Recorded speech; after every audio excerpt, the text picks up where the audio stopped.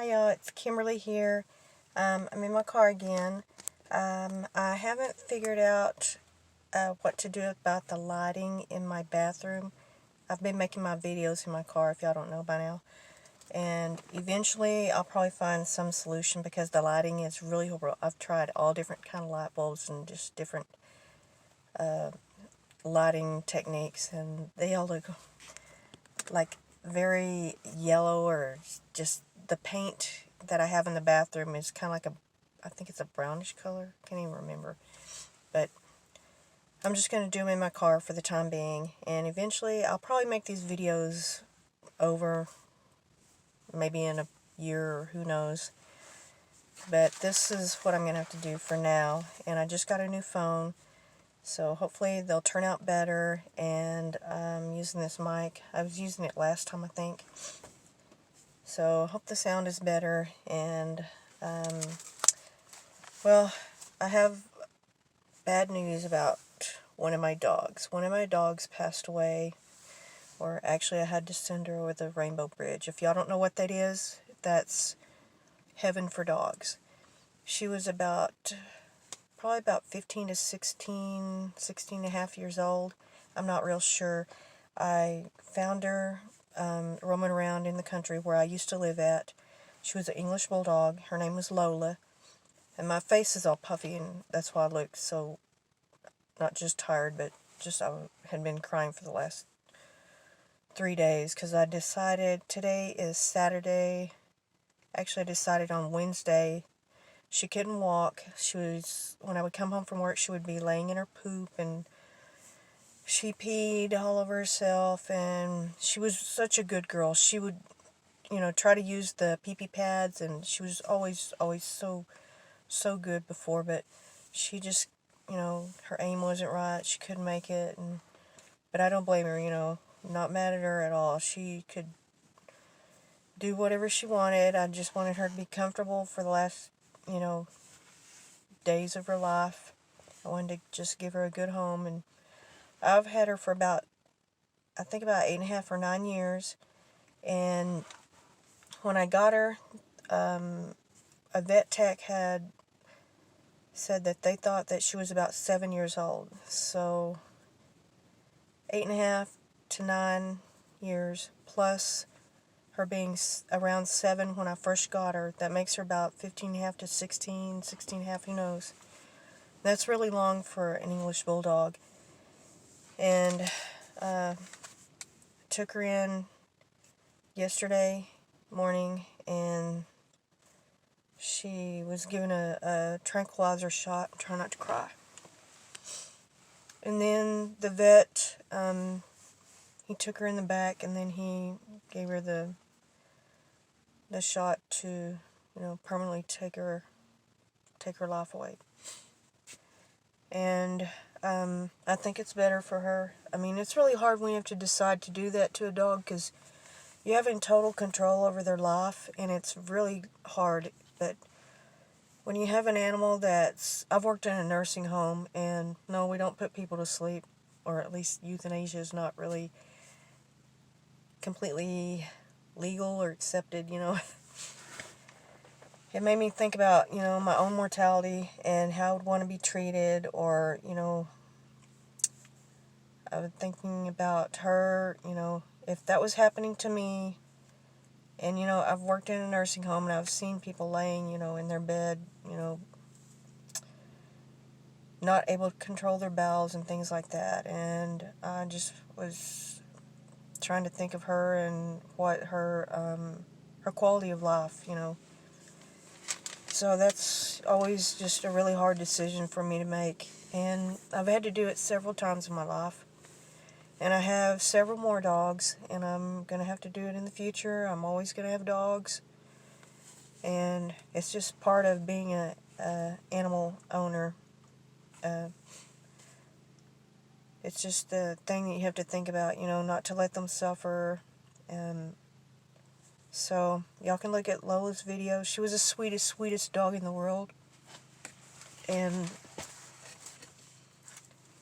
I hope she's having fun, rolling around and doing the things that she always liked to do. And I think I did it at the right time. She was still very alert in her mind, which was really hard then. You know, when they still have some kind of clarity in their mind and they recognize you, they know who you are, and they're happy. You know, they can still show their emotions and, you know, have some... Sorry, my throat is... I don't know if you heard that, but my throat getting a little clogged up. But that was what was making it hard for me. Her body was breaking down faster than her mind was. And dogs do get, you know, mental degradation at the end of their life. They have some kind of... I believe they have Alzheimer's. A lot of vets are just now coming into this, learning about it, and, you know, understanding that dogs do have Alzheimer's. They do have, you know, the same kind of mental degradation that humans have. And that's always just a hard decision to make. But with her body, I mean, she was getting to the point where she couldn't stand up. I had to hold her up so she could poop and pee, you know, and that's just no kind of life, you know. And for me to come home, I work 8 hours a day, and I have to sleep too. So during that time, you know, the majority of her day, you know, she has no assistance, you know. And I just couldn't let her live like that anymore. But I think she's, you know, over the Rainbow Bridge with some of my other dogs there. And I loved her very much, and y'all can look at her videos and just see how sweet and just how loving she was. And I just hope, you know,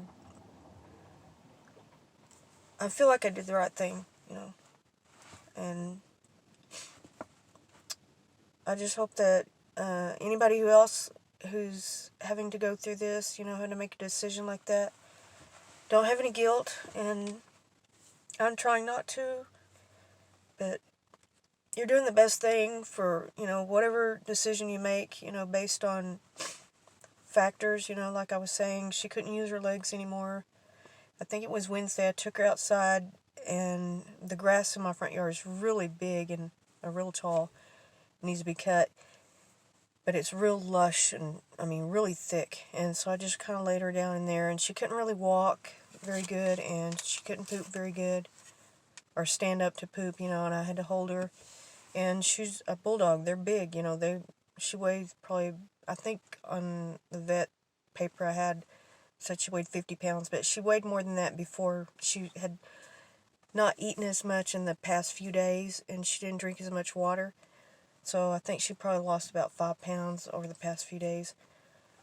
But holding her up and having to clean her and everything like that, it was just a constant chore. I mean, not a chore. I hate saying that word. I shouldn't have said it. And I have no issues taking care of her. It was, you know, a labor of love. But being a caretaker to a dog is, you know, to me the same as taking care of a person, because you put love into it and you do it to make their quality of life better. And after working in a nursing home and seeing, you know, family members and nurses and other people taking care of them, the residents, it's the same thing that you do for an animal. You make sure they can get to their water, their food, you know, if they need bathroom assistance, and making sure they have a safe place to sleep and, you know, have some kind of enjoyment, you know. Ugh, thought I wasn't going to cry. And that's the best that you can do. And just, if you're struggling with that, just think, you know, that you don't want an animal suffering, or, you know, what is their quality of life? You know, if they're at the end of their ability to have, you know, a good life, to be, you know, unassisted. I mean, I usually put her in the backyard. I'm going to have to wipe my nose. I'm sorry. upset. I was waiting to not make any more videos until I could be a little bit more not emotional, but it's still hard. And I was saying I usually put her out in the backyard so she can have a little fun. She would usually find a little spot to lay down, and English Bulldogs can't be out when it's too cold or too hot. So when the weather here, we have crazy weather in Texas sometimes, or in the area that I live in, it can get, like 35 degrees one day and 70 degrees the next day. And like today, it was like, I think it was like in the high 30s this morning. It's already warmed up, I think in the high 60s already. It's in the getting later evening, or maybe around 5:30 or 6. I don't know what time it is, but so I had to watch the weather, to be able to put her outside, because I didn't want her to get too cold or too hot. And one day it turned out to be a really nice day, and so I was putting her outside, and I left her out there for a couple of hours. She usually would find a little spot and, lay down. She might sniff around and go to the bathroom. And a couple hours later, I went out there to check on her, and I looked out, I opened the door, and I didn't see her. And I was like, Lola, I don't really have a huge backyard. It's more like a little pen area that I put up a temporary fence for my dogs. And I looked at something in the corner of my eye, caught my eye, and I looked down by the porch, and she was stuck. She was on her back, kind of like a turtle, stuck between the porch and this other object thing next to the porch, and just stuck there, and she was like waving her little paws, and she couldn't get up, and I was like, oh my gosh, and I jumped down there, and I had to pull her over. She's very heavy, and can't pull her by the legs or anything like that, because her body's just so heavy it can snap their legs off and break their legs. So I had to literally put my hands under her neck and her back and pick her up, and that top part of her body is the most of her weight. And so from that day on, I couldn't leave her out there by herself. Something worse could have happened, and so that Wednesday, I was saying, I put her in the grass in the front yard, and we sat out there for a while, and she kind of ate some of the grass. She likes to be a cow sometimes, and she was just enjoying it, and the weather was really nice and just perfect for her. And then she couldn't hardly move or walk, and I had to hold her up so she could poop and pee, and I just decided that right then I wasn't going to let her just live in, her poop and pee and all that. And so I let her stay out there for about, I don't remember, 30 minutes or so, and then brought her back in and got her little bed all set up, and I had to hand feed her because she couldn't stand up to get to her bowl is elevated, but she still couldn't get to the bowl, so I kind of had to hand feed her. And then I figured out a way. I used a pie plate that's not very deep. It's kind of a shallow metal pie plate, and that way she can get her. They have flat noses, bulldogs do, and so that was easier for her to eat out of. And I tried to get her some water, and she wouldn't drink any water for the day before and the day of her being put down. And so she was dehydrated, I know, and she just wouldn't drink any water. And she usually would drink a lot of water. That I usually would have to take the water away from her, and I'd have to give her water like every 30 minutes or every hour, just a little bit at a time, because she would drink enough that she would throw up all her food. She would just drink and drink and drink. She loved water. And at that point, that's when I made the decision. And then the next day, my car broke down. I had to get my car fixed. I had all these things I had to do, and I had to drive to a bigger little city next to where I live. I live in a small town, and I was trying to find a little red wagon, because she's very heavy, so that I could put her in it, and I could, when I took her to the vet, I'd be able to wheel her in on that. And They were like $59, $69, $79 at Walmart for a cheap little wagon. So I just decided, because she's very heavy, and I didn't know if my back could take it. And finally, on that morning, I called the vet, and I was crying. I told him, oh, she lost her legs, and I just can't. I think it's time, I don't want to see her I can't stand seeing her when I come home laying her in her poop and everything. And so he said, well, that he'd wait for me, and I loaded her up, and she loves being in the car. She hadn't had a car ride for many years, and just horrible that I was taking her to do that at the end of her car ride. And she was happy whenever I could see her face in the rearview mirror. I was watching her, and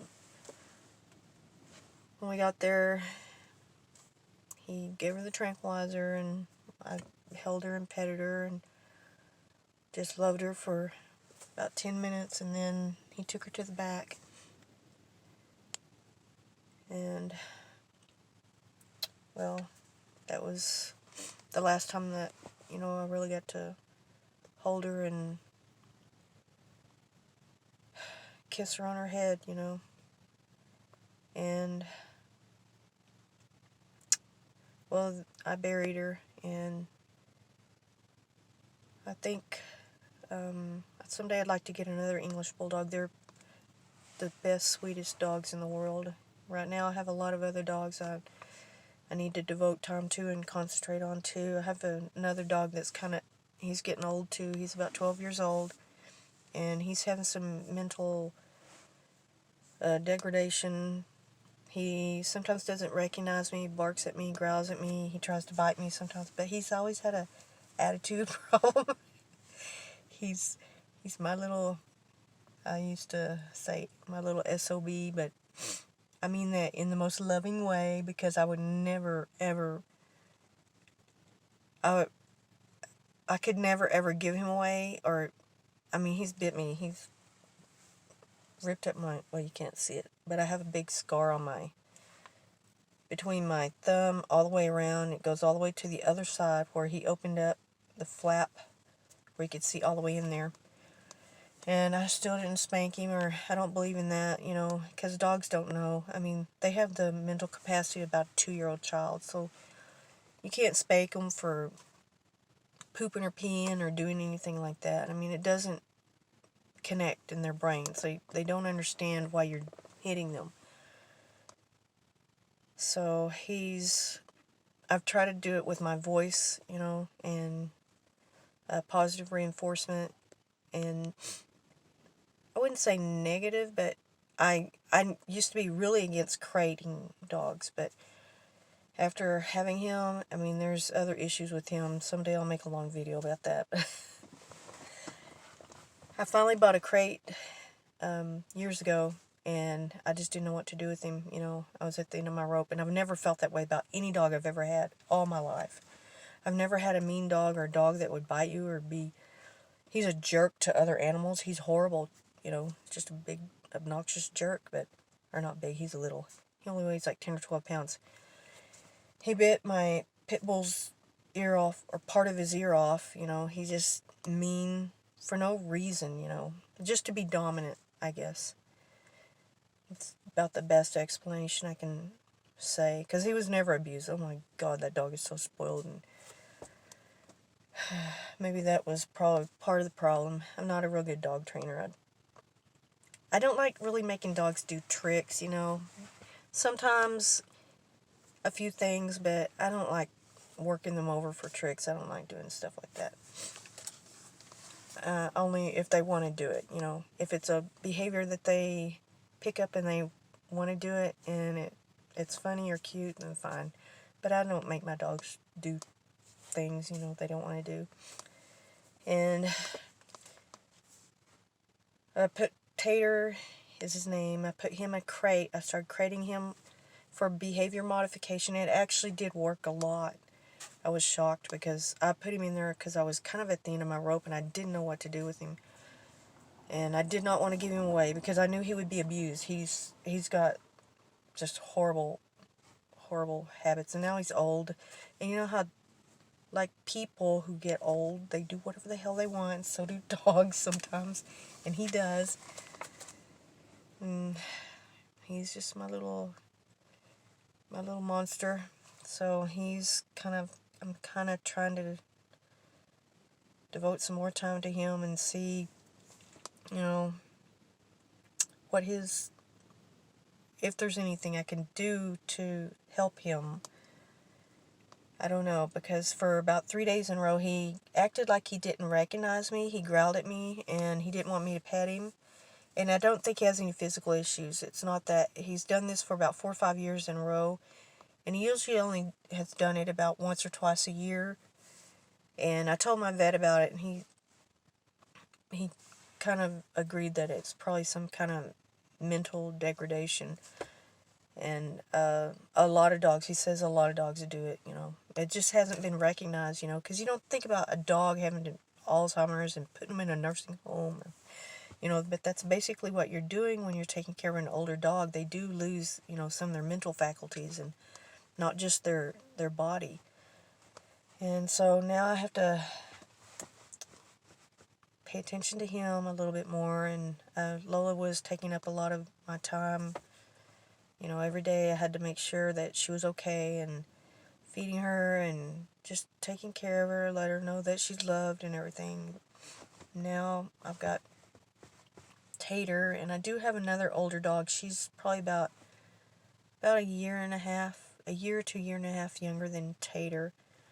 She's got her mouth, her whiskers around her mouth are getting gray. You know, she's getting kind of old too, but she's doing okay. She's still she's super sweet. She's like oh, my hand is in the way.